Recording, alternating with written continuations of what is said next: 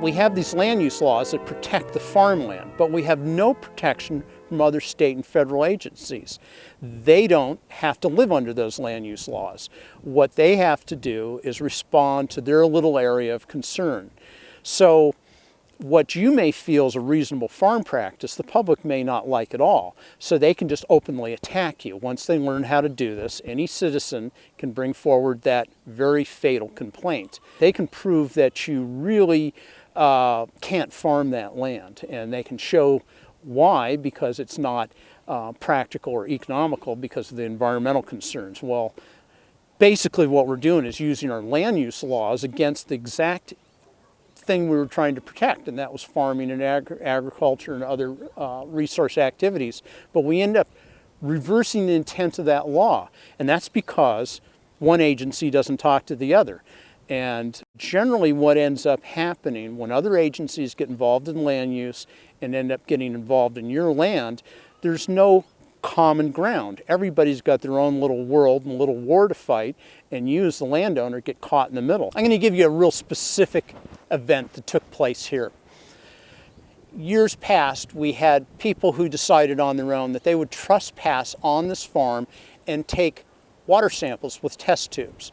So one bright sunny day, one of my guard dogs caught a person in the water on the stream well into the farm with test tubes in a backpack. Well, we asked the person to leave and actually had a nice conversation, and I escorted her back to the county road. Well, I thought that was the end of it. Well, it wasn't. It wasn't shortly thereafter that then a state agency showed up with state funding to do a 3-summer-long water quality test. The study came out in the end to not really show a heck of a lot of anything of great concern.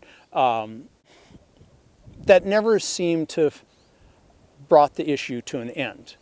To this day, we always are confronted with the issue of, are you really damaging the environment? Are you really a threat? In the state of Oregon, we have no common ground, no common working together when it comes to our land use laws. We have one agency completely not on the same page as the next agency, sometimes even in the same building. So given the importance we've put on our land use laws and the conflicts that we've ended up creating because one agency doesn't talk to the other, is very tough when you're the landowner caught in the middle. I'm standing in front of a 50-acre field that we have farmed for quite a long time. It currently is in an annual ryegrass crop that we planted last fall, and it will be harvested this spring for silage for our cows, and some of it will be put up as hay for the cows or sold to horse people. Then after the grass comes off, we will come in with a no-till corn planter and drill corn directly into the grass stubble. And then we will water it and we'll spray for the weeds, and the corn will come up. And then we'll repeat the cycle year after year. This is made possible with the no-till because we have converted to sprinkler irrigation. We started the conversion in 1999 and finished it in the year 2000.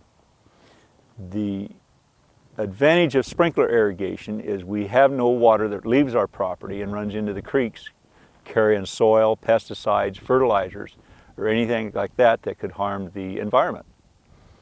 The no-till is also possible with sprinkler where it's not with flood.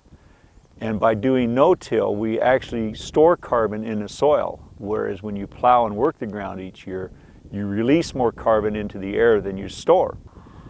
The benefit to the environment also is when you over-irrigate a spot, you tend to leach water and nutrients down into the groundwater, which is not a good thing. With sprinkler, we'd only apply what the plant needs, so nothing leaves the root zone, and the plant has an opportunity to take it all up. This allows us to use less fertilizers because we don't have any loss. And the same thing with pesticides or herbicides or anything like that. They stay where we put them.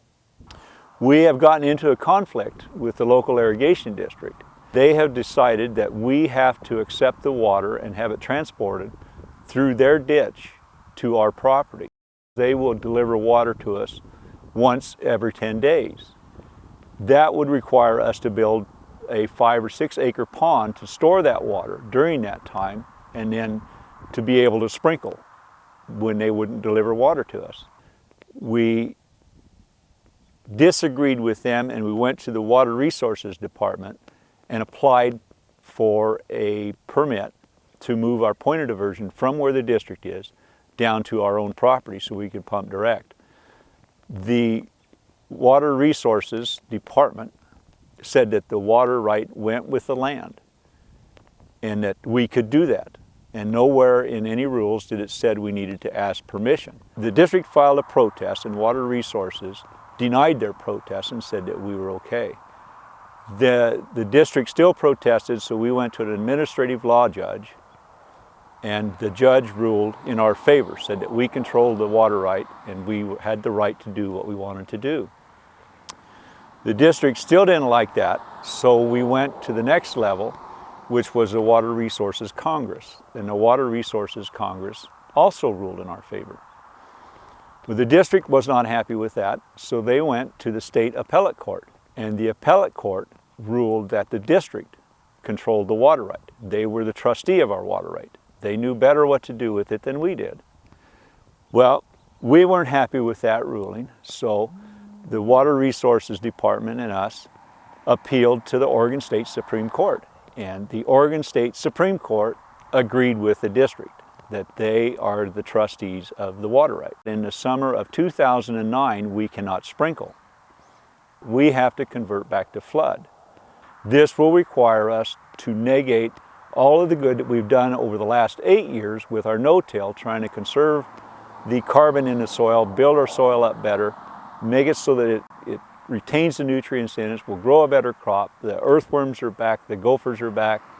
We do not run anything off into the streams, and all that will be negated in 1 year if we have to plow all our fields. And this would be the option if we have to flood irrigate this year. Government regulations is what's killing us. The history of this ranch is, I've been here since 1941. It's been in the family since the 1850s. I'd like to leave the farm to my children. I've got 4 of them, and I need to break it up, but I can't do it under the circumstances that I know of at this time. Measure 37, we thought we could handle that, and it would fix it so that we could sell small portion of it to somebody, a young farmer that wanted to farm. The kids could do whatever they wanted with it. It's all here. It's just we're hamstrung with regulations. It makes it impossible for a young farmer to get started in business. There's a plowed field here behind me that I've got people that are interested in it, but it's only 5 acres. And that's what we'd like to see them start out and not get too far in debt. Senate Bill 100 and LCDC, Land Conservation Development Group, has put a moratorium onto us that we have to stay to 80 acres. And small farmers can't afford 80 acres. They could start out with 5 acres or 10 acres and increase as they go along, but the regulations have got us to where we can't do that.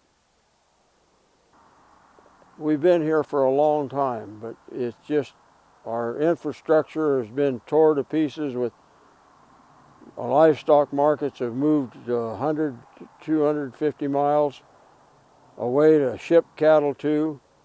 It's just an impossible situation. Our killing floors are even farther than that. Cows being hauled clear down to Los Angeles, that's too far for cattle to be transferred. DEQ and the different government agencies are putting us out of business that was closer to us.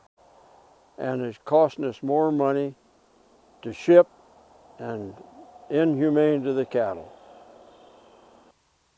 The large farmers have put their ground into our CRP, Crop Reserve Program, and the government pays them not to plant. I could have accepted it too, but I didn't. I don't believe in that. Don't know what else to say.